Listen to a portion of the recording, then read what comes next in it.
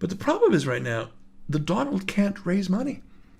He raised about 4 or 5 million US dollars, which to a lot of us would seem like a lot of money, but when compared to the 46 million that Hillary raised in the same time frame, it's next to nothing.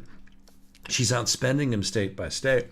And, there was one attempt by the media to make it a horse race. One poll showed it the lead narrowing to 5 points.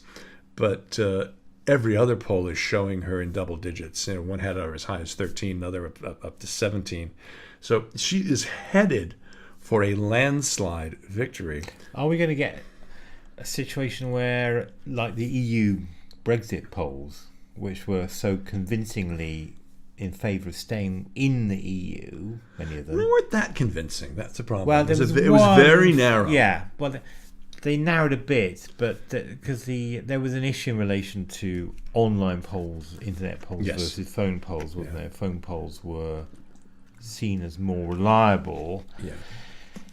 And the internet polls were probably skewed, but one of those internet polls, at least one of them put the Leavers ahead. But Hillary, in this case, Hillary is so far ahead in all the polls, isn't she? Well, apart from one. I would love to see actually Newt Gingrich as a running mate. He may win a couple of debating points. Of Trump. I mean, can you imagine? Because Trump keeps calling her crooked Hillary. Ain't nobody more crooked than the bomb thrower. The bomb thrower. It's truly, absolutely astonishing. I mean, and keep in mind the power of having all of these heavyweights behind. I mean, she'll be on the trail next week with Joe Biden. She's already been out there with Elizabeth Warren. She's been out there with President Obama. I mean, he's got a 52% approval rating right now, which is unheard of, and it's just climbing. And he's the first president since Ronald Reagan to go out on the campaign trail. Yeah. Gore didn't want Clinton because Clinton was tainted by the Monica Lewinsky saga. McCain didn't want the 30%er George W. Bush.